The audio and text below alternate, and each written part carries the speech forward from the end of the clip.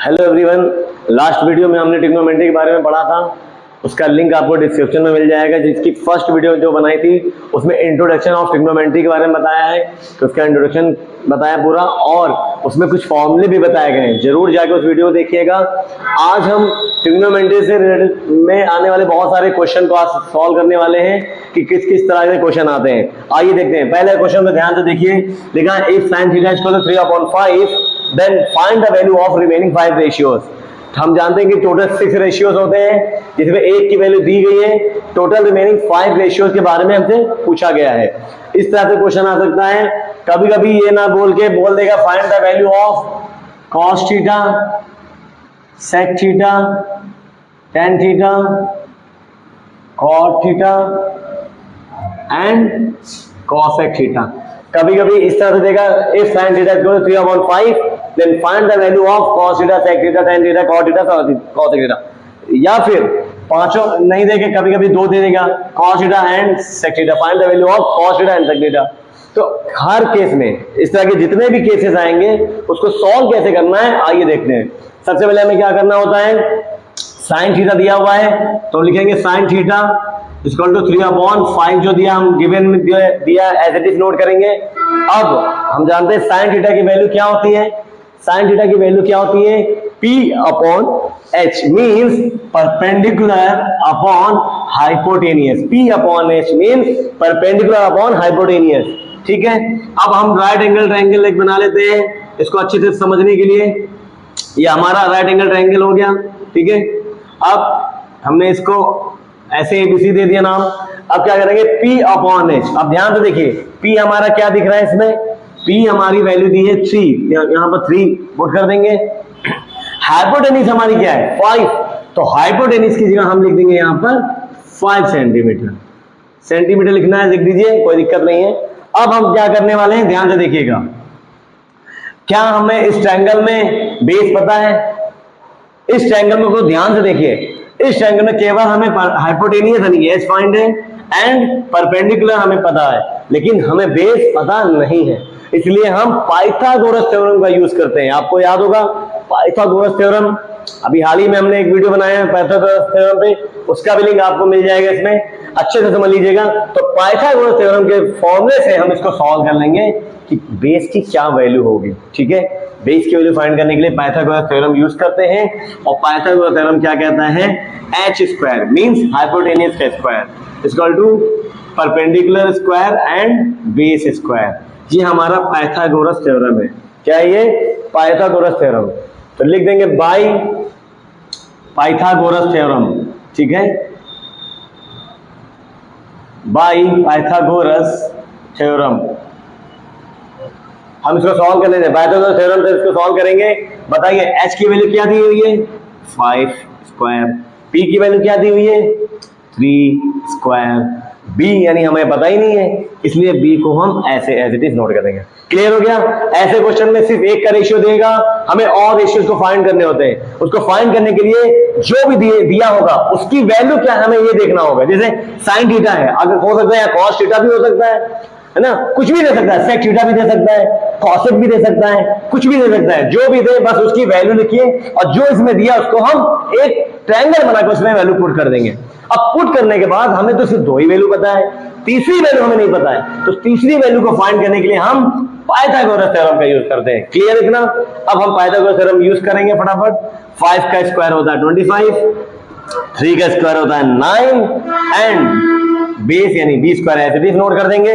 25 plus का 9 इधर आएगा तो माइनस का, और b square as it is note कर देंगे।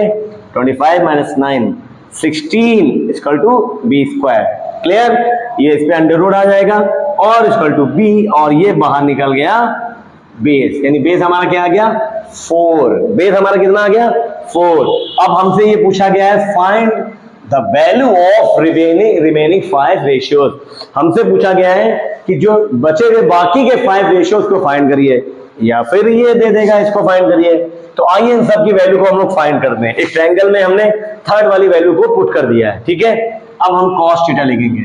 तो ये लिखा हमने cos थीटा। अब बताइए cos थीटा की वैल्यू क्या होती है। cos थीटा की फॉर्मूला क्या होता है, cos थीटा का फॉर्मूला क्या होता है बेस अपॉन हाइपोटेन्यूज। ये फॉर्मूला अगर आपको याद ना हो तो मैंने लास्ट वीडियो में पढ़ाया था, पंडित बद्री प्रसाद हर बोले, याद आया? पंडित बद्री प्रसाद याद आया?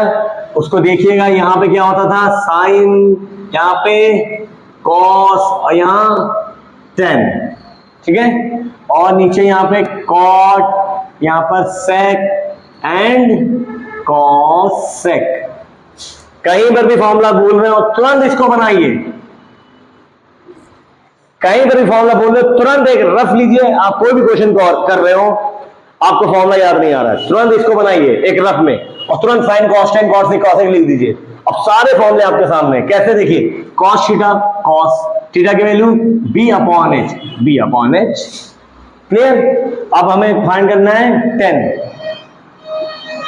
टेन थीटा, बताइए टेन कहां है इसमें, टेन, टेन थीटा की वैल्यू क्या है, पी अपॉन बी, ऐसे फाइंड करना है, P upon B, P upon B means perpendicular upon base, ठीक है।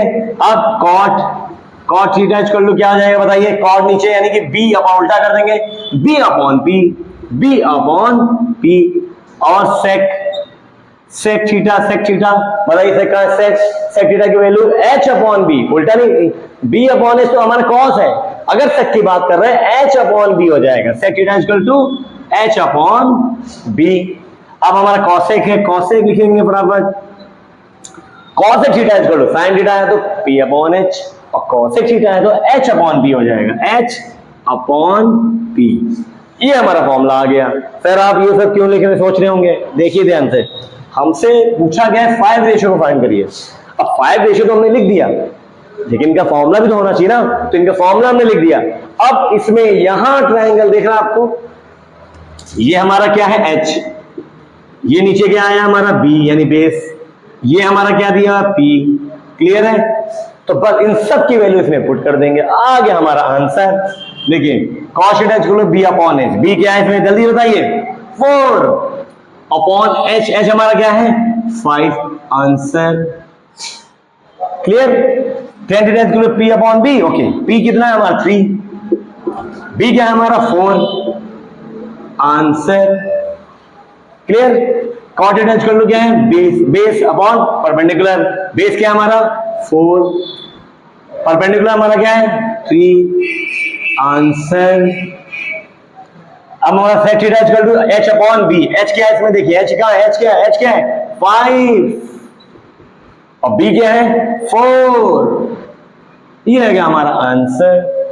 cos थीटा की वैल्यू क्या है h अपॉन p, यानी h की वैल्यू क्या दी हुई है 5 और p क्या है हमारा 3, ये आ गया हमारा, आराम से आ गया आंसर, क्लियर हो गया। तो इस तरह के क्वेश्चन में हमें क्या करना होता है, ध्यान से देखिए, इस तरह क्वेश्चन दिया जाएगा, if sin theta equal to 3/5 then find the value of remaining 5 ratios, इस तरह से पूछेगा। नहीं तो बोल देगा if sin theta equal to this then find the value of this. कभी कभी 5 दे देंगे, कभी कोई 1 दे देगा, कभी 2 दे देगा, कभी 3, कुछ भी पूछा सकता है, कैसे भी क्वेश्चन आए।